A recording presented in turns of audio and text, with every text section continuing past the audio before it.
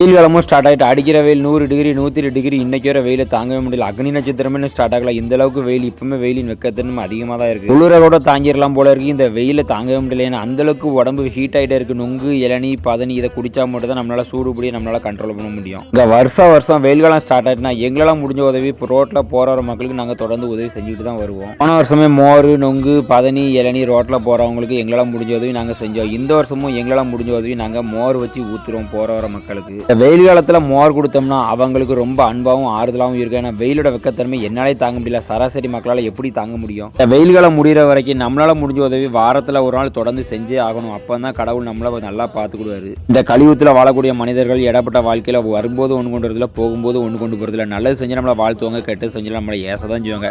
நம்மளால முடிஞ்ச உதவி நல்லது செஞ்சு நம்மளை வாழ்த்து தான் செய்வாங்க. வெயில் காலம் முடியறது தாட்டி மக்களுக்கு நல்லது செய்யணும் தான் எனக்கு ரொம்ப நாள் ஆசை. நம்ம ஐடியா ஃபாலோ பண்ணுங்க. முடிஞ்சளவுக்கு வீடியோ ஷேர் பண்ணுங்க. கருத்தாக கமெண்ட்ஸில் கமெண்ட் பண்ணிட்டு போயிருங்க.